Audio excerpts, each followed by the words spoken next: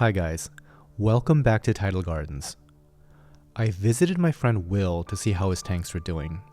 It's been a little while since I've been over to his place, or anyone else's place for that matter, because things here have been a little busy, but I digress.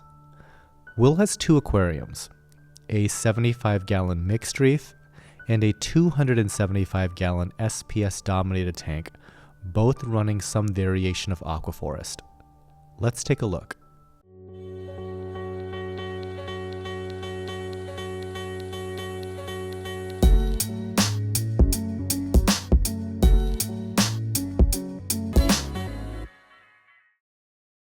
If you're new to this channel, we create informational videos on the reef aquarium hobby and occasionally showcase hobbyist creations like this tank. Please consider subscribing to this channel if you're into these types of videos. Subscribing helps this community grow, and it's a great way to stay notified whenever we upload new content. Every now and again, I'd like to take a field trip to other people's aquariums, especially some of the local hobbyists that have purchased corals from us. Seeing the same corals day after day normalizes expectations of that coral. It's really easy to settle into the appearance of corals here and think that's as good as a particular coral will look. It's revealing to see how a coral is doing in another person's tank, because sometimes they will have incredible success with a coral, and we can learn a lot from that visit. Before we jump too far into that, let's do a quick overview of the two tanks. The first tank is this SPS-dominated 275-gallon Reef Savvy tank. It's an absolute hulk of a tank featuring 3/4 inch thick glass and an oversized external overflow on the side. Seeing this tank in person was one of the factors that got me considering a Reef Savvy tank for myself. This tank is illuminated by a combination of T5 and LED, but the majority of the light is coming from two 36-inch ATI T5 fixtures. The bulbs are all blue plus with a single actinic, giving the whole tank a deep blue look, but without the heavy black light actinic look that an all blue LED would give. The flow in the tank is provided by a return pump as well as a couple gyre power head pumps. Will was not happy with the way the sand blows around in the tank, and a few days after I shot this footage, he removed all of the substrate in favor of a bare bottom tank. The circulation to and from the sump is pretty straightforward. The water cascades down to the sump from this external overflow box, which has 3 drain lines in a bean animal configuration. This type of overflow is popular with hobbyists looking to make as quiet an overflow as possible. The first drain is stopped back with a valve, so that the water level in the overflow box is basically above it. This creates a bubble-free siphon that handles the majority of the water. Most of the noise in an overflow is the bubbles going through the pipe, so having a bubble-free siphon all but eliminates this source of noise. The secondary drain establishes the desired max water level in the overflow box. Ideally, the first drain would be set so that only a small trickle goes into this pipe, so it makes as little noise as possible. In theory, the first drain could maintain a stable water level on its own, but in practice, it's not that reliable. If you have an overflow box with a single drain, stopping it back without a secondary or tertiary backup drain, it's unwise. Over time, organisms will grow in the pipe, or a snail might make its way into the box and block the drain. Any number of things could happen to throw off the delicate balance of that primary drain. This secondary drain acts as an insurance policy. Some hobbyists implement this secondary drain as a Durso-style standpipe, but Will here decided just to leave it open. The main benefit of this secondary standpipe is that it sets the level of the water in the overflow to minimize the noise created by the water flowing into the box. Too much of a drop from the teeth of the overflow box and it will sound like a waterfall. The third and last drain is an emergency drain. This theoretically should never come into play, but in the event that both the primary and the secondary drains fail for some reason, this final drain is sized to handle the full flow of the overflow to prevent a spill. The sump is a Vertex brand sump, and it's like a tailored suit to fit both into this space and to house all of the equipment and probes. For hobbyists with limited space, either in a back room like this or under an aquarium stand, can appreciate a product that's really neatly organized.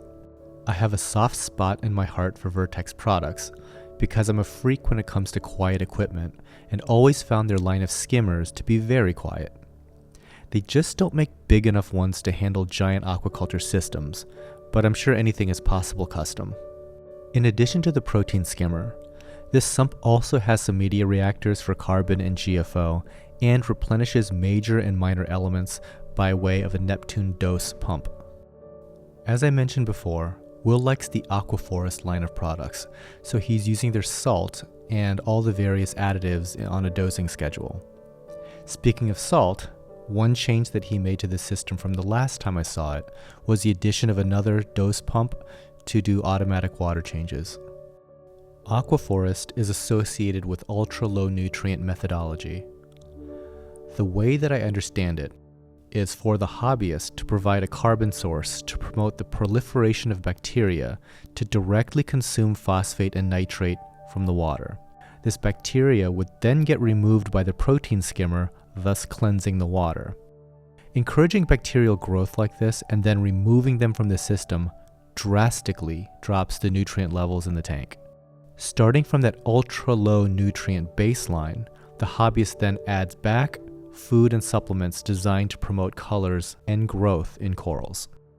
The result in an SPS-nominated tank when things go right are these pastel-like colors with great polyp extension. Critics of this method point out that these corals are basically starved down to express this coloration, and they're one stress event away from a crash. In a time where people are looking for lower maintenance methods, this is the opposite end of the spectrum where the hobbyist needs to be on top of everything, not only to achieve the desired aesthetic results, but to avoid an all-out crash. Now, personally, I have not had good experience with any ultra-low nutrient carbon dosing methodology, but this is something that Will has been doing for a very long time. Prior to running Aquaforest, he used Zeovit, and before that, he used the Red Sea carbon products. Let's move on to the other tank. This mixed reef is set up in a 75-gallon rimless Elos tank. This tank is a thing that really got me thinking about my own system and coral biology in general. It runs similar lighting and filtration as the larger SPS reef in that other room, but it's slightly higher in nitrates, which is working out really nicely for the corals that are known for liking higher nutrient levels. Now, the nitrate levels are still low, sitting at about 2 parts per million in this mixed reef, but compared to 0.5 parts per million in the SPS reef. Take, for example, these neon green Nephthia. They're not a difficult coral by any stretch, but they're a coral that loves high nutrient, and they're doing great in this tank.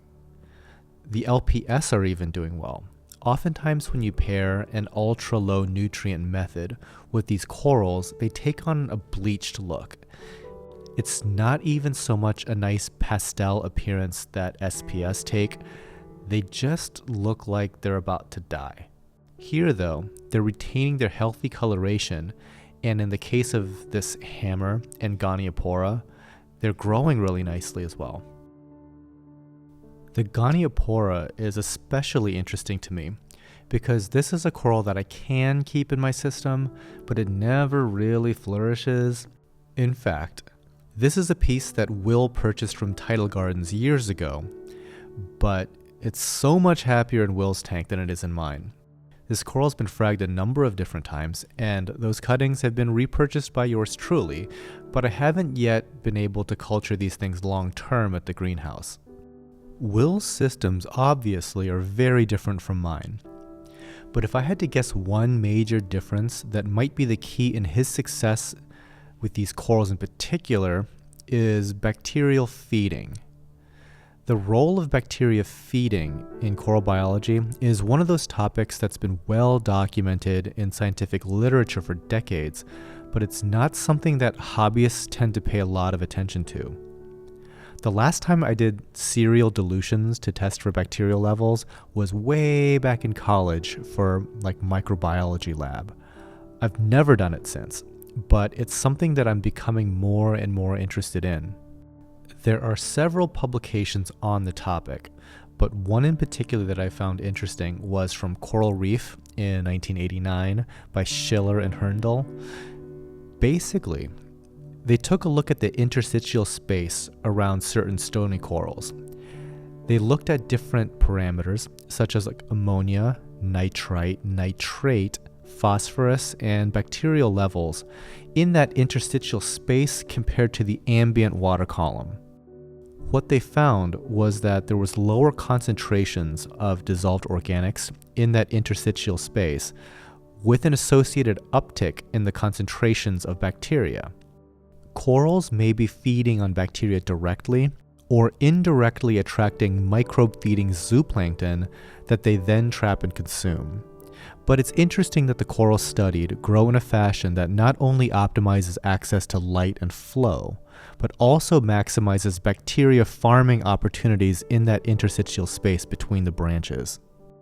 I'm now interested in finding ways to promote bacterial growth in my own systems as a food source for corals, without the drama of a full-blown ultra-low nutrient system, because as I've mentioned, every past effort to go down a carbon dosing path has really not worked out for me. So what do you guys think? Should I give it one more try? Anyway, I hope you enjoyed this field trip to Will's tank. As always, don't forget to like, comment, and subscribe, and until next time, happy reefing.